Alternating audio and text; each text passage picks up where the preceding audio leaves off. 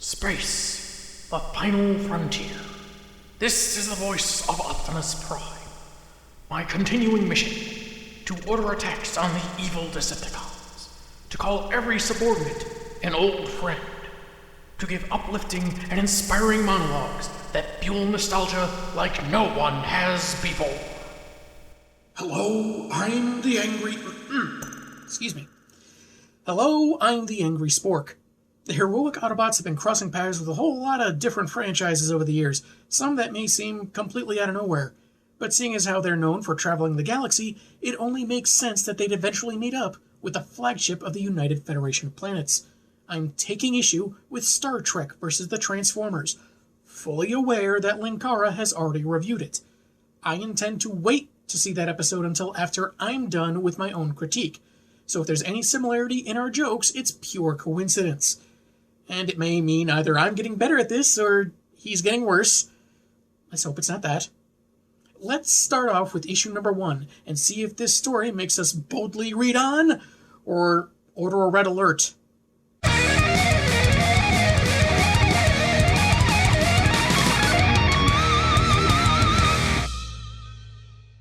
The first cover features some G1-style Autobots and the Enterprise crew done in their respective animated designs. Well, Windblade being kind of an exception since she was created much more recently. Looks like they kept her more or less the same, which is fine. The credits page shows the writers are John Barber and Mike Johnson, with art by Philip Murphy, Priscilla Tramontano, and Krista Meisner, with what looks like Prime and some of the Enterprise crew getting in some good cardio before their big adventure. We begin on the bridge of the Enterprise as the crew responds to a distress call from a mining colony. While the threat is presumed to be from the Klingons, who were often antagonists in the original show, and while the mine is precariously close to their territory, none of their vessels are detected in the area, though someone or something is blocking subspace communications as well as scans. So Kirk beams down with Spock, Sulu, and anthropomorphic lion woman Maress. Cat girls. Turns out they're older than you think, and they didn't start in Japan. I'm as surprised as you. They arrive to a scene of utter chaos, what appear to be centuries-old Earth aircraft attacking the mine on a 2-page spread, and the only dialogue we get is the Decay standard, "Oh my." He said the thing, people! I imagine because there probably would have been an internet meltdown if he didn't. A laser blast separates Maress from the rest of the away team, and they can't contact the Enterprise. Piling onto the mystery of these attack planes is that no one appears to be piloting them. Curse you, self-driving cars! Given how high up they are and how fast they're probably going, it's rather impressive that Kirk can tell there are no pilots at all. But given 2 dialogue bubbles pointing to Starscream, with an added effect to suggest someone is behind the windshield, that may not be entirely true. Anyway, a blast opens up a means of escape for the trapped miners, but any attempt would leave them vulnerable to the next wave of assault. Then, out of a nearby cavern, rolls a familiar red semi-truck, believed at first to be reinforcement for the attackers, but Spock tells Sulu to hold fire. There may be more to this situation than meets the eye. What gives you that impression, sir? I don't know. I believe it may be a human trait known as tongue-in-cheek reference. Most curious. And here we can see that the other voice Starscream was talking to was Megatron in his pistol mode, which kinda looks funny to me. He obviously can't steer or operate any controls, but I guess if the Seeker mouths off, he can just shoot him from the inside. Totally sounds up his alley. Kirk figures that the machines are being remotely controlled by the Klingons, and fires at the cab of the truck, either because he didn't notice the planes firing on it, or he just wanted to join the fun and shoot something. A phaser to what is essentially his chest seems to hurt more as Prime screams in pain just before transforming on a splash page, noticeably injured. It's a robot. Like nothing I've ever seen. The size of it. But it's also a truck, so which insurance claim does it need to file for the damages? Health or auto? Wait, that's actually a good question. The captain asks if anyone's inside, if they're injured, but Prime ignores his own injuries, saying to protect the humans. I can't tell if that's what he's telling Kirk to do or if it's just self-affirmation, like he's telling himself what he needs to do, as he didn't want them caught up in their war again. The planes try to seize the moment to kill Prime, and Kirk orders them to identify themselves, and that they're violating Federation space. It's kind of funny in a way, like maybe he's going to quote them the ordinance or something, made even funnier when Megatron, Starscream, and Soundwave all transform and land before them. Am I the only one wondering if maybe there were a couple of Decepticons just chilling on the ground, waiting for the cue to turn into projectors and show off their allegiance crest in the background? Don't get me wrong, it looks cool, but maybe not the wisest use of resources? Arachnid, a character introduced in the Transformers Prime cartoon, suggests sparing Kirk because she thinks he's cute enough to keep as a pet. He declines, meaning it took 50 years, but we found a species of alien whose females Kirk isn't willing to shag. Truly, this is an age of discovery. Soundwave unleashes a sonic attack, which is apparently painful, but also breaks open the static blocking their comms, meaning they can contact the Enterprise and order a photon torpedo launch. We see the crew run for cover, so did Soundwave only attack them for a little bit? Not particularly effective, if you ask me, and the noise didn't seem to affect anyone on the ship. And I suppose they didn't hear the attack order, because Soundwave detects the projectile only seconds before impact. His attack was lackluster, it countered their scrambling efforts, and he sensed an attack too late to safely evade it.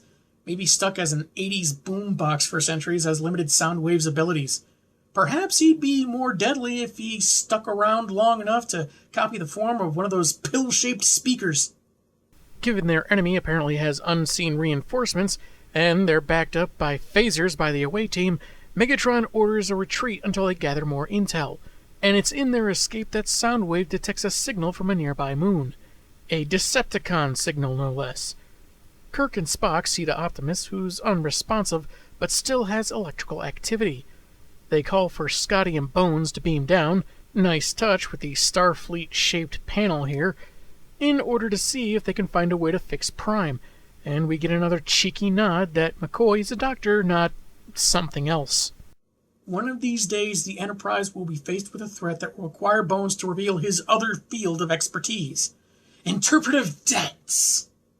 Kirk is certain this is no mere computer, that it has a consciousness, and hopes that Doc and Scotty can find a way to revive him. Spock's tricorder picks up more energy signatures in the mine, similar to those of the big red bot, so Kirk, Maress, and Sulu go to check it out. Meanwhile, the Khans have discovered the source of the signal, their titanic comrade Triptychon, in his city base mode. And he's been found by the Klingons, I guess encased in personal force fields? More humans! Humans? You dishonor us with such slander! The show was low budget, and we did what we could with the makeup effects we had. We can't all have special molds for forehead ridges at the ready. TNG spoiled you all! Megatron speaks to the one in charge, Commander Kuri, whose attacking ship was disabled by the mine's defenses, and they had to land on the nearby moon. With Kirk and the Enterprise now involved, the two begin talking, hoping to find a mutually beneficial solution of evil. Well, I'll be a deep-fried possum on a stick. Not the most requested item from the replicators, but hey, it's your lunch. Just remember, you're a doctor, not a gourmet chef. Obviously. Scotty and Bones are discovering just how complex Prime's circuitry is, but they're no closer to fixing him. Meanwhile, the rest of the away team have found a large roadblock at the end of the mine shaft, with a big red Autobot symbol on it. The alloy is unknown, but maybe they can cut through it with their phasers, which proves unnecessary as Autobots RC, Bumblebee, Ratchet, Windblade, and Jazz blast their way out, and they ain't happy. Humans, you're the last thing we want to see! Oh, I guess that's the new universal greeting. Or that's the literal English translation of Ba Weep Grana Weep Ninny Bong. Issue 2's cover is pretty decent, Prime and Meg's brawling while Kirk is in mid-transport. I feel like this could have worked as Issue 1's cover, though it has a different, perhaps lessened dynamic. Probably because the first has a team-up vibe going for it. Anyway, Bones is wondering why they want to boot up a giant robot, but Scott reminds him that, according to their captain, the behemoth was acting protectively. Spock backs this up by saying that the emblem on Prime is different from those on the antagonistic machines they fought. From what they've detected, The electrical signals within Optimus strongly resemble the neurology of humanoid brains, so the second officer attempts a Vulcan mind meld. It's surprisingly effective, with Spock seeing visions of Prime's life, from as far back as when he was known as Orion Pax, to the war that ravaged Cybertron, and their conflict ending up on Earth. It's all pretty intense, to the point he shares Prime's drive to stop Megatron. You can put a chip on the Spock mind melds with Optimus Prime square on your fan service bingo card. McCoy pulls him away, fearing for his life, but it has had the effect of reviving their supersized and grateful patient. Spock catches him up to speed on who they are and the Decepticons' retreat, leaving Prime the only robot left. Except not quite, and whoo boy are they irritable. Jazz in particular, who I remember being a lot more easygoing in the cartoon, but now he apparently has no qualms about atomizing some randos he thinks knows where Prime is. He seems to be operating on a past experience that is bewildering to Kirk, points to Maress for willing to take on a giant robot by herself. It's gotta take some guts. Ratchet suggests that maybe shooting wildly in an underground tunnel isn't the smartest move, and with his officers finally snagged, James T. calls time out, offering a vague description of the robot he encountered, but Jazz isn't being particularly understanding right now. The captain explains their ordeal with the cons and how the one robot he hit with its phaser changed and said it wanted to protect humans. I knew it! You killed Optimus! What's a phaser? Kind of a weird follow-up. I know they're doing it as kind of a joke, but that just seems to take away from the real dread you'd think B would be feeling if he thought his commander had been scrapped. Kirk assures them Prime still functions and was being tended to when he and his team investigated further and found the rest of the Autobots. Saying their intentions are peaceful, he asks who they are. On that nearby moon, Kuri explains how his crew happened upon Trypticon when their ship was damaged, but feels it ended up fortuitous, having encountered a force that also wishes to rid the mind of its human presence. Starscream notes that they don't have much need of the Klingons, since they have failed to stop Kirk on their own, and for a change, Megs is in agreement. Sure, he likes the fleshbag commander's spirit, but what good is he when the Transformers dwarf both the Starfleet flagship and the Warriors of Kronos? Kuri says they can provide the giant metal beings the elements of surprise, with their cloaking technology. Truly this meeting was destiny, for as you can see, we also employ the use of purple in our color schemes. Glory for the Empire! Back in the mine, Bumblebee has the goofiest smile on his face you can imagine as he explains his crew's backstory, because he always got along better with organics, though they all did, but hey, times change, I guess. Oddly enough, leaving out their crazy long civil war, B says that the Autobots and Decepticons landed on Earth, using their ability to change form to blend in while their conflict for their life source, Energon, intensified. After the humans started a third world war on their own, and they really yada yada that part, it felt like the planet abandoned them, so they hopped on board the Titan Fortress Maximus and left the planet. We see Zephram Cochrane from the film First Contact, so they left shortly before Earth developed their own warp drive, apparently since there was no way for them to derive Energon. Guess they managed to take all their tech with them too. I don't know about you, but I'd kinda like to know what the Autobots were doing while the humans were killing themselves during these Trek-based events.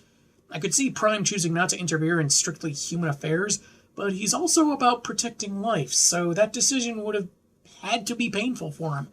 Not to mention, a tyrant like Megatron would want to take advantage of this situation and seize power for himself. Also note how Jazz, who's been Mr. Grumpy Fender this whole time, interjects with his 80s hip lingo. Not seeing him on panel does not hide that inconsistency. After a few decades of searching the galaxy, they detected a sign of Energon, only to be ambushed by Trypticon. History repeated itself, the Decepticons boarded, fighting between the two factions ensued inside the Titan, and they crashed on an unknown world, entering stasis for an unknown amount of time. B surmises that the miners on the colony might have found Fort Max, and in the course of their investigation, activated some autonomous functions, like the repair ray that revived everyone one at a time. Apparently, when Prime woke up, the cons were too scared to stick around, then proceeded to attack the facility. Kirk figures Optimus heard the attack and rushed to help, which Windblade says, yeah, totally sounds like him. So Optimus Prime wakes up after a long nap and is immediately ready and raring to go and just heads off into battle. Sheesh, maybe that's why the phaser did such a number on him. He barely had any time to so much as grab a Pop-Tart and a glass of orange juice. Breakfast is the most important meal of the day. Under the command of Lieutenant RX, another cartoon original character, the Enterprise has followed the Decepticons' trail. Given clarification by Spock, and Scotty in a more blunt manner, that these robots are basically sentient, living creatures, RX thinks they can reason with them. Prepare for the rarely seen one-person triple facepalm, people. They found a crater where something used to be, and are immediately attacked by a decloaking bird of prey. No, not you. Shoo! Shoo! RX tries contacting Spock, but Soundwave has intercepted the transmission, confirming enemy forces are divided. Megatron declares his victory as he and his lackey hitch a ride on the craft's nose, with Kuri saying it shall be a shared win for the Klingon Empire to drive the Federation out. For the glory of the Klingon Empire, indeed. Just don't expect us to start speaking your language. We don't produce the phlegm necessary to get the syntax right. Away team communicators aren't reaching beyond the mine, so they'll need to hoof it back. Or drive, as the case may be. Following Optimus' example, RC agrees to join them, fill them in on fighting Decepticons, while outside, Prime is driving back to the mine shaft with the other away team members. This is odd because it doesn't seem like they really traveled very far from when Prime broke out in the first place. Certainly not far enough by the time he was incapacitated that he'd need to drive back. As it is, the passage of time hasn't really seemed to have been that long before Kirk and the others found the rest of the Autobots. Did Spock authorize a 7-Eleven run so they could get everyone snacks and Slurpees? Anyway, the Big Bot is warning the officers that even if they sent the cons running before, Megatron is too treacherous for their vessel to face. It's just as he's suggesting they pool their resources that the entry to the mine is blasted shut by Starscream, Thundercracker, and Arachnid, trapping the others inside. They, meanwhile, need to come up with a plan to fight the Decepticons that previously overwhelmed them. Ratchet has a risky idea to reactivate Fortress Maximus, an idea that brings an intrigued and kinda creepy look on Kirk's face. He's either intrigued by the risk, or he's somehow got a look at Black Arachnia and is rethinking whether evil Transformer women are his type. Issue 3's cover sees the Enterprise crew standing off against Soundwave and his cassette minions, though it seems only Spock is paying attention and everyone else is looking back at something else, so looks like the Vulcan will be the only one that sees the mechanical panther coming before it mauls them. And given her red outfit, things aren't looking good for Uhura. The first page is a splash of the Decepticons resuming their assault on the miners, with Klingon assistance. Hand phasers aren't doing much against their firepower, and though Prime is still nursing wounds from the shot he took, he wants to get back in there and fight, but has to settle for trying to rally the miners to take cover behind him. He shields them from Arachnid's blast, with Scotty and Spock's phasers doing little damage against her. Kind of weird how all it took was one phaser blast to wound Optimus Prime for this long. But hey, it was Kirk's phaser, so maybe William Shatner had it in his contract that his weapons would be more powerful than all the other characters. Meanwhile, inside the underground Fort Max, Kirk stands waiting inside a small chamber Ratchet is attaching cables to. All it took was contact with an advanced alien cybernetic race for the Enterprise crew to build a second toilet. Now they just need to get it onto the ship. The contraption is part of their best and only shot to defeat the Decepticons, and if any human can withstand what's to come, according to Sulu, it's Captain Kirk. Are we sure Shatner didn't give some input on the script? Anyway, Ratchet activates the device. This shouldn't hurt much. And it was hearing that made Kirk realize he should switch places with his stunt double Steve real quick. Kirk's eyes glow as he apparently gets visions of Cybertron alongside his own memories, like joining Starfleet and his boyhood in the cornfields of Iowa.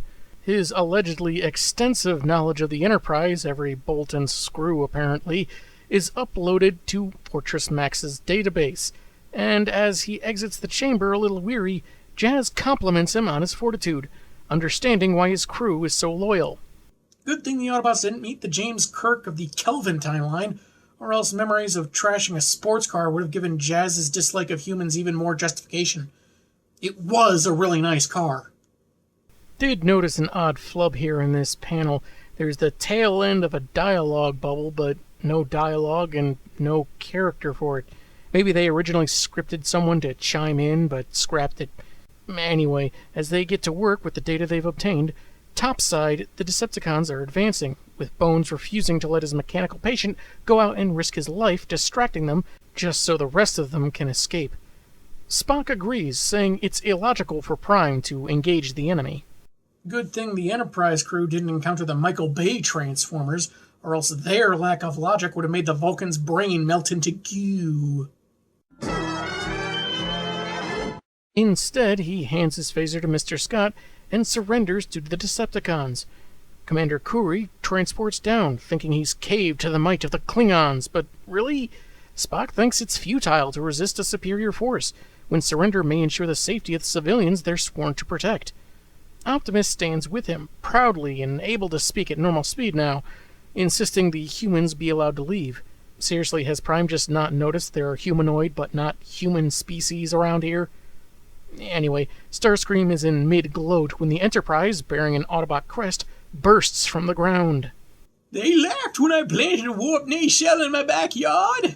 You're crazy, they said. You can't grow a starship, they said. Well, who's laughing now? Look upon my soil quality and weep, suckers! Questionable physics involved aside, it's a cool-looking scene, and right after the craft exits, so do the rest of the Autobots, with Maress and Sulu having different experiences behind self-navigating wheels. You fly like a dream, Windblade. Hands off, human. I've been doing this since I was forged. I certainly don't need any help now. Let this be a lesson that when self-driving cars respond when you try to take over, and curtly so, that's when the robot apocalypse is nigh. It's exactly how Terminator got started. Parts of the Klingon ship begin moving around, and as Prime feared, it transforms into the warrior that stranded them on the moon to begin with, Trypticon. Spock observes how it closely resembles a Tyrannosaurus Rex, though I admit this seems a highly illogical form for a Cybertronian to take. Keep your logic right where it is, Spock. With a response like that, it sounds like Kuri might work part-time for Hasbro's marketing department. When I first read it, I thought Tyrannosaurus was a typo, since I only ever remember hearing Tyrannosaurus, but apparently both are proper. Anywho, we see that Kirk is mentally connected to the replica Enterprise, coached by Ratchet, who says it'd lessen the strain if you could think like a Cybertronian. You know, the mechanical life forms with computer brains that you didn't know existed until a couple of hours ago. Real helpful there. He's little more than a distraction for Trypticon, but that may be enough if the others can hit him strategically. And as Jazz is pursued by Arachnid, RC comes with a save out of nowhere. So it looks like on top of characters from other Transformers series besides G1, they've integrated some IDW-era characteristics to pre-existing characters. I just don't remember RC being all stealth assassin in the old cartoon. Not that I have a problem with it, just didn't see it coming. She manages to get the drop on Starscream and Kuri while they were bickering, and orders the Enterprise crewmen to get the civilians to safety, while Kirk pilots the other Enterprise. Spock doesn't think it's possible for one man to operate a ship that needs a minimum of 23, but a more pressing problem arises as Klingons and Megatron are beamed down, surrounding them and Optimus Prime. Megs hits his foe with a laser blast, while Kuri commands his warriors to kill the others. Fortunately, RC and the meatbags are beamed aboard the Cybertronian Enterprise, though not Optimus Prime, because I guess he was just out of transporter range. Oh, don't mind me.